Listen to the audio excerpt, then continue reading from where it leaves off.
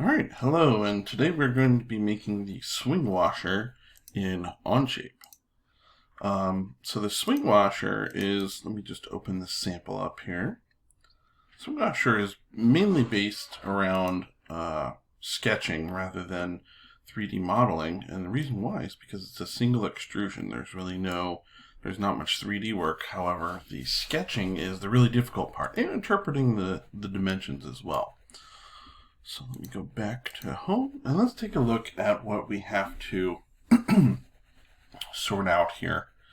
Because this is a rather complex set of dimensions. One thing to note are center lines. Okay, the center line that runs through this thing horizontally, because this is our horizontal line here, again in an isometric view. That center line denotes that both of the centers of these circles and radiuses are on one single line. There aren't multiple horizontal center lines here. So that's important to consider, is that the center points of this hole and this radius, as well as this radius and the larger radius out here, are linked together horizontally at least. And then if we follow the vertical center lines from each of them, we can see that they are 1.75 inches apart. So that's actually where we're going to start with this drawing. We're going to draw a construction line, which is kind of new, although I've introduced it in class. That is 1.75 inches long and horizontal, and that'll give us our two center points to start drawing our circles. So we'll go to Create, Document.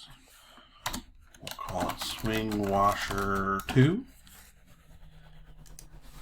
And we'll go right to our front plane. We'll start a new sketch and we'll look normal to our front plane. And like I said, we're going to start by creating a construction line. Now I'm going to work away from the center. I know normally I tend to work in the center, but because I want to focus on the sketching aspect of things, I'm going to work away from there. So I said we're going to draw what's called a construction line. So that's a normal line, so we're going to click on line.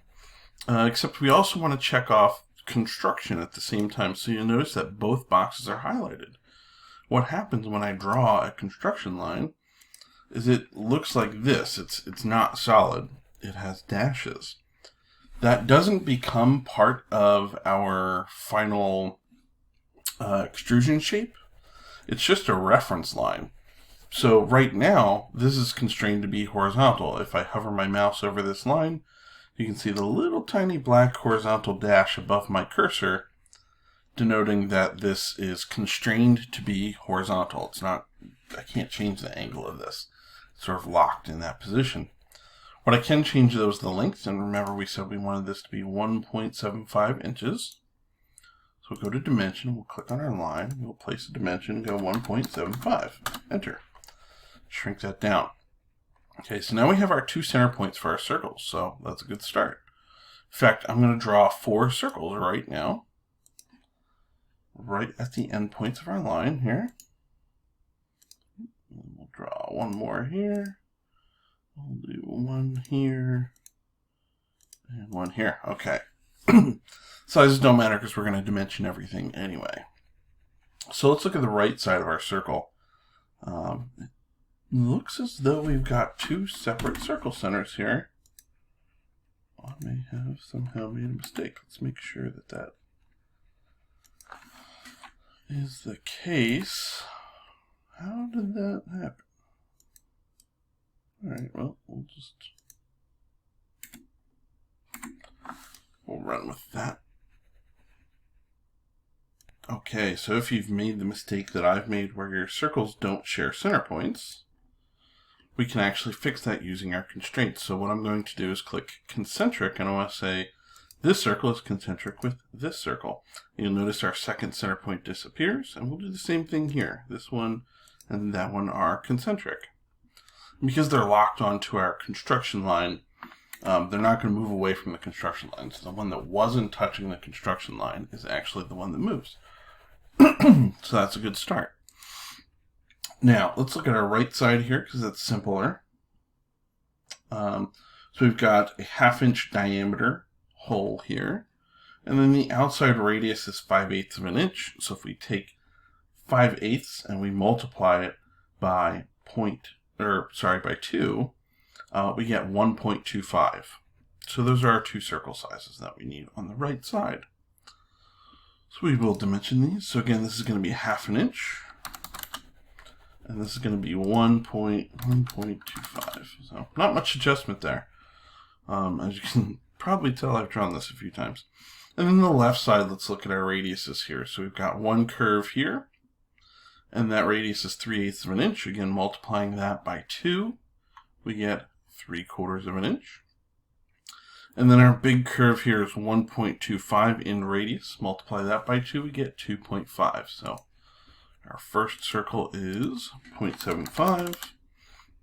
And our second one is 2.5. Okay, so there's our start. All right.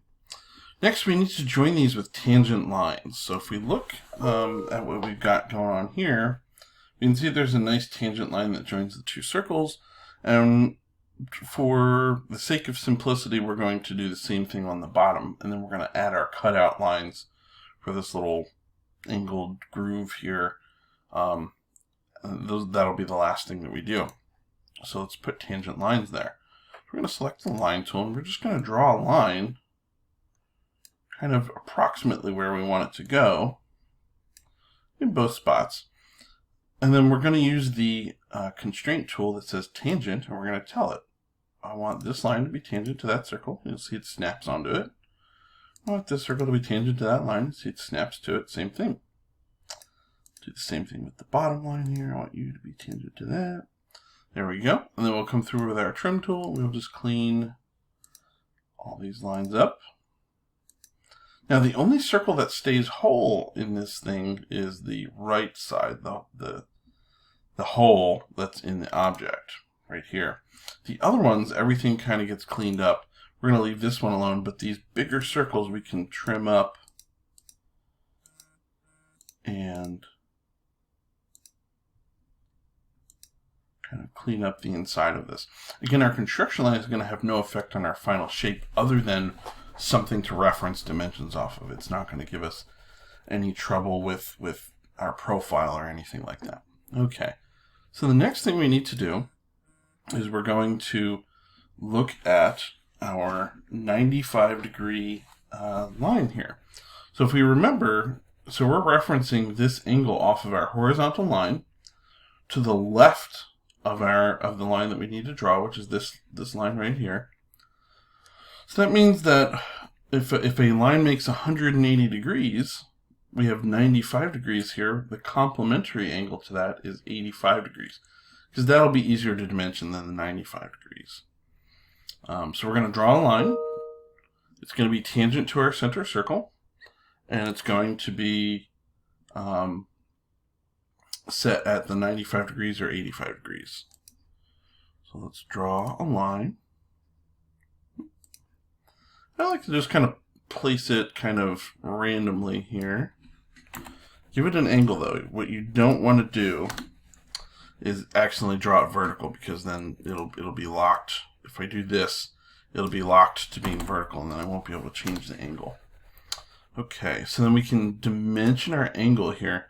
So remember we said we want, if we're dimensioning to the right of this line, this sort of vertical line I drew, so here I could make that 95 degrees, or I can make it 85 on this side. Gives us the same result. So we'll make it 85 here. And then again, we're going to go back to our constraint. We're going to say this line is tangent to that circle.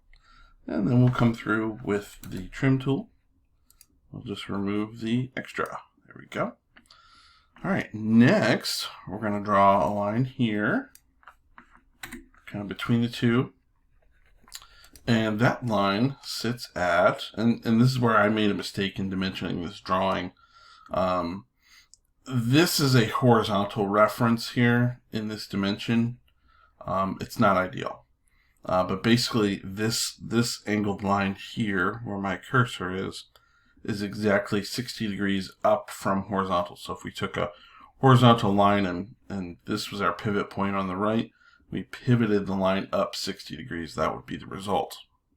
That's kind of how we want to dimension that. So we're actually going to put our dimension. Let's get that. We're going to put our angular dimension right here. Okay, remember I said we're pivoting from the right side, we're pivoting up 60 degrees. Okay, that sets our angle, and then again we'll do the same thing. We're going to use our tangent function to attach it to our center circle. And now in terms of drawing lines, we're basically done. Now we just have to go through with the trim tool and clean everything up. Don't forget this little bit here. There we go. So we can see what we have here. We actually have two profiles. We have the main profile that we want, and then we actually have a separate profile for the hole. That's okay for now. Normally, you know, we put a center point for a hole, but for this purpose, because it's not a terribly complicated drawing, we can just kind of leave that. So we'll finish our sketch, tilt it a little bit so we can see what's going on. We'll hit extrude. Make sure that hole is there. You don't want to accidentally click this and make it solid. We'll delete that. And then our total thickness is 1/2 inch.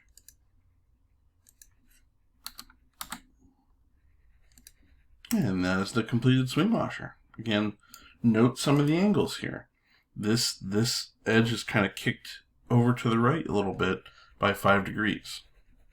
That's usually a lot of people will kick it out to the left 5 degrees, or it'll be vertical. All right, that is the entire swing washer.